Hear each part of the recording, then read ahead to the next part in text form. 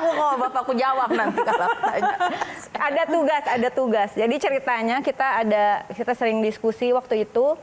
Kita itu sebetulnya punya roadmap pembangunan pertama yang disusun oleh para founding fathers and founding mothers kita. Namanya Pola Pembangunan Nasional Semesta Berencana. Nah, itu bagaimana Indonesia dikonstruksikan untuk menjadi negara industri dalam desentralisasi, kemudian dengan desa sebagai subjeknya, lalu itu sudah memikirkan programnya itu harus evidence based policy, harus berbasis kebijakan ilmu pengetahuan. Saya udah pernah cerita sama Inai.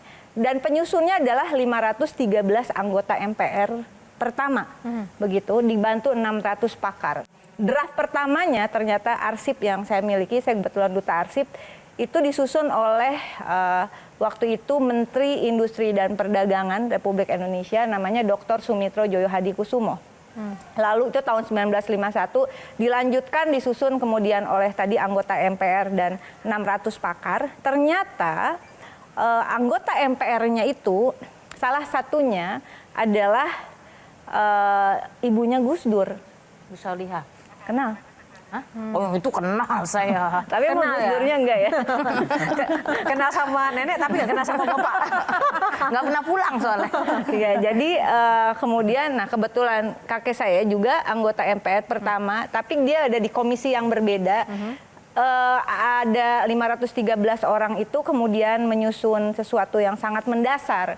Bagaimana Pancasila itu, makanya saya bilang tadi, harus menjadi working ideology, harus menjadi ideologi yang bekerja, yang kemudian bisa menghasilkan kesejahteraan, ditandai terpenuhnya 5 hak rakyat atas sandang, pangan, papan, pendidikan, kebudayaan, kesehatan, pekerjaan, jaminan sosial, kehidupan sosial, penegakan hukum dan HAM, infrastruktur dan lingkungan hidup yang baik. Syaratnya apa? Datanya harus benar. Apa contohnya? Ini saya sebenarnya dari kemarin sudah agak terbakar begitu ya. Karena apa? Karena ada kasus anak dari NTT itu yang menghilangkan nyawanya sendiri karena kemiskinan ekstrim. Bagi saya itu adalah tragedi kemanusiaan. Dari tadi saya cari info, saya biasa akan membuat statement sebetulnya di Viral for Justice. Saya cari info dulu. Ini kenapa anak ini kok bisa dalam kondisi kemiskinan ekstrim seperti itu? Juga orang tuanya, ibunya single parents dengan pekerjaan serabutan begitu. Saya cari tahu dan saya mendapatkan informasi sementara bahwa mereka meskipun masuk dalam kategori kemiskinan ekstrim, tidak masuk di dalam data BPS yang data yang tidak mampu itu. Bisa dibayangkan nggak kalau kemudian ribuan triliun itu, kenapa selalu kurang? Karena memang datanya belum 100% data yang akurat, aktual, dan relevan. Begitu.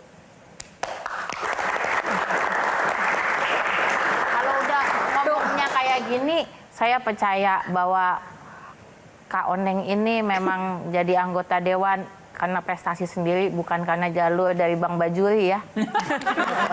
Iya, dan saya juga ngerasakan suasananya ini aja di Q&A begini ya, gimana kalau misalnya benar-benar di rapat dengar pendapat. Sebentar, saya harus kembalikan pada titik awal dulu ya, sebelum nanti kita akan perjelas lagi di segmen selanjutnya. Belum menjawab pertanyaan Mbak Inaya tadi.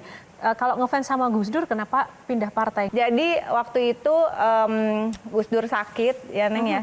Terus kemudian Gus Dur bilang ke saya kadang-kadang nemenin, kita juga ketemu kalau Gus Dur sedang cuci darah di RSCM di Kencana gitu ya.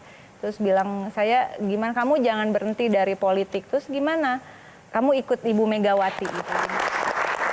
Baik, tahan dulu. Kita kasih kesempatan dulu untuk Bang Fani ya. Saya cuma mau ini aja tuh satu di IG, profil IG-nya dia itu kan ada pencipta lagu. Lagu yang mana nih? Genrenya apa? Ya terserah. Loh, apakah pop Sunda? Kan dia dari Garut kan bisa aja. Apa? Emang belum pernah dengerin lagu gua. Kapan dirilis sih nggak pernah. Ya emang cuma pencipta doang. Emang harus diumumin. Iya, memang harus diumumin lagunya apa. Jangan ditulis dong. Terserah. IG gua, akun gua apa lu yang semut? Ya kagak boleh begitu. Oke. Maksudnya lagunya lagu. Coba nih kita nyanyiin, pengen denger gitu. Coba. Ya, sebelum ya Mbak Rika mau denger. Menciptakan lagu itu bukan berarti harus dinyanyikan kan? Lo nggak bisa. Ya ngapain ciptain? Aku rasa banyak banget korban child grooming yang tidak dapat keadilan seperti aku. Untuk Bu Rika, terima kasih banyak sudah membawa isu ini dan mendengarkan.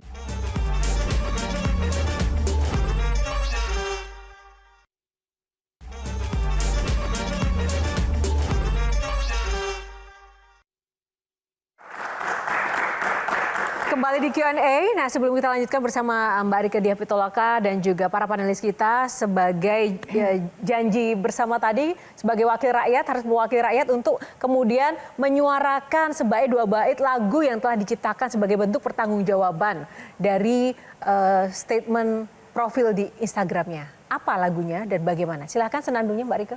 That simple. That simple. Yang waras. Sejak kapan yang namanya pencipta lagu wajib nyanyi?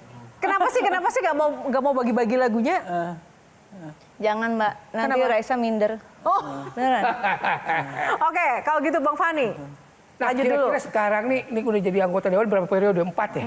Lebih menjanjikan mana nih? Jadi anggota dewan apa jadi komedian? Dua-duanya sih oke. Nggak boleh kalau suruh milih satu. Iya, betul. Milih salah satu Enggak. boleh Ya, dari kalau dua. milih kan harus Enggak, salah saya satu, nggak kan? pernah bedain soalnya politik dan seni itu sesuatu yang buat saya harus menyatu.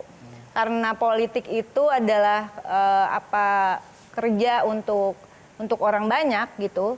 Dan seni itu juga sebetulnya adalah pekerjaan yang tidak boleh individualis. Di dalam seni itu harus ada empati. Makanya kemudian bisa memerankan ketika saya memerankan tokoh Oneng misalnya. Kalau tidak ada empati terhadap orang yang hidup dalam kehidupan sosial seperti itu, nggak mungkin jadi kelihatan benar-benar Oon. Ya kan Cup, puas. Bisa dipahami ya? Bisa dipahami. Paham. Nah, bicara Jadi harus, politik itu oke. juga Mbak harus punya empati. bicara soal empati, beberapa waktu terakhir juga Mbak Rika juga memiliki empati terhadap sebuah kasus yang menyeret seniman, public figure Aureli dengan child groomingnya.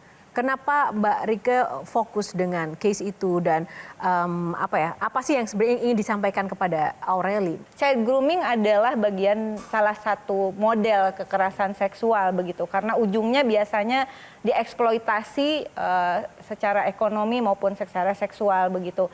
Nah, pertanyaannya, kenapa kemudian kita merespon kasus child grooming yang dialami oleh Aureli?